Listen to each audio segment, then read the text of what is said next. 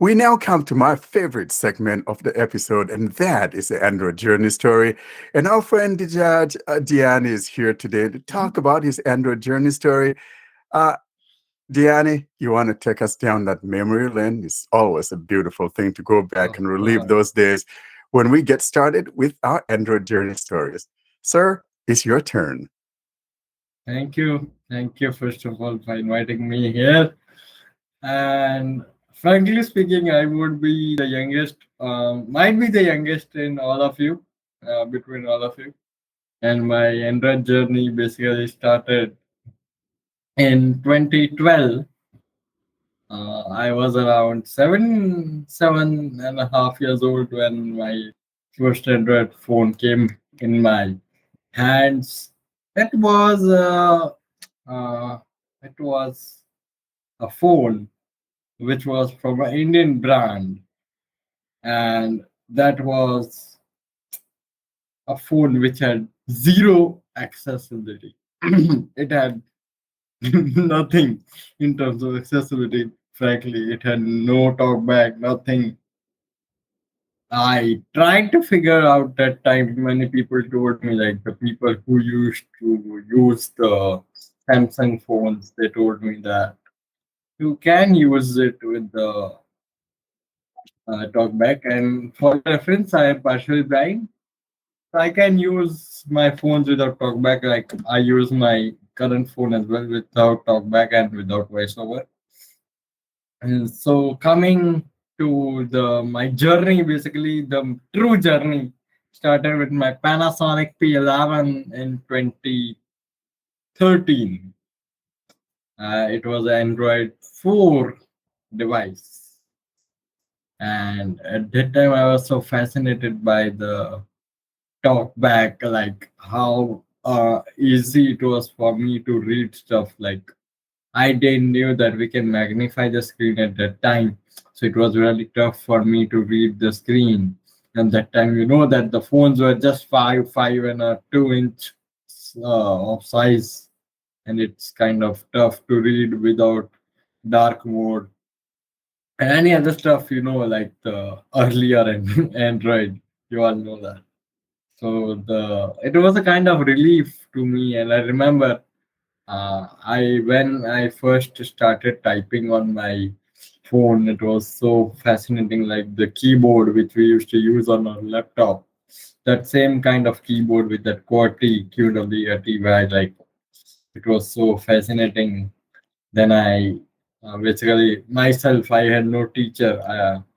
Basically, my mom was my teacher. Like she is a normal woman, and she told me that hey, you can message me on my phone to learn that how you can message a person. Like at that time, I was not using the WhatsApp, the normal text message. I started to learn that, and frankly, I did everything myself. And I would like to give you one memory. Like we had when we used to open the global context menu, it was a round bucket bowl kind of thing. You all might remember, right? It was some different kind of thing. It was not the list. Yeah, I remember that. And it was so different. Like, and then I moved to Asus phone. Like I have changed. I have never repeated the phone except Samsung. Like then I moved to the Asus, and that launcher was also accessible. Like Panasonic had stock Android, and Asus had its own Zen UI. So it was a Zen Phone 5. It was a really good phone. Like it was just 10,000 rupees, and it had a metal frame and so cool. At that time, I was feeling like it was one of the unique phones at that time, and it had I was very much using it. Basically, I never used TalkBack in the real true sense at that time, at least, because I used to just means use the screen. Because that time we had a very good function, which was the pause feedback. That was really helpful. Means now we have it in commentary screen reader. At that time, we had that cool function in our TalkBack as well. And then basically, then I moved to a BlackBerry, which was not an Android. So let's skip that one. It was also a good one. Then I again came back to a Chinese brand, Xiaomi. It had some accessibility bugs, like many accessibility bugs. So I skipped it out.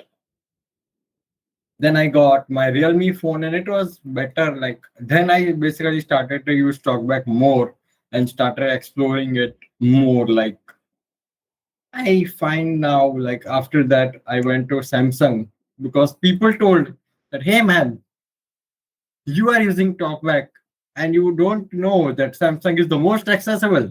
And that time I decided that, okay, I need to go to Samsung. I went to Samsung with M30 at that time in 2019. I basically loved it because it had good accessibility features. The UI was accessible. And then right now, my current device is Galaxy A22 5G. And it's also a good device. And right now, the most irritating thing for me is the Samsung TalkBack's latest version. Like today, I uninstalled the latest version and installed the old one, the stable one. But still, it got the same features which are there in the 13.5.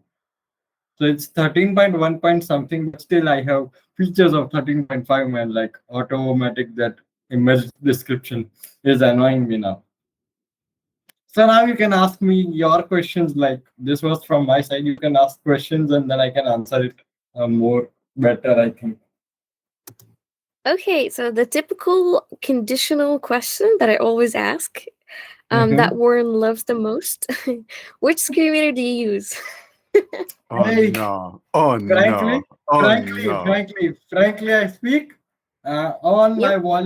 volume and power up. I have Google Talkback, and if I press the both volume keys, I have G Show as well as Samsung Talkback. So I That's the usually same have way that. I have mine set up. So you have the best screen reader on the phone. Yeah, and G Show. on iPhone, of course, VoiceOver. I use VoiceOver. Did that answer Miriam's question? Yeah, but I mean, I'm pretty sure after today he's going to switch completely to the CSR. I'm pretty sure, because I'm great. I'm awesome, and people once they listen to my series, they just I switch. listen. Okay. I listen your Yeah, series. you do. Okay, I have a fan Yeah, here. Come on. yeah. Yeah. But Okay. the thing is, I don't use regular screen readers. Like if you someday come to my home and uh, open my phone, then there is no screen reader activated right now. I use my phone most of the time with magnification. And so Okay. Miriam has a Fair enough. potential convert to the confused screen reader.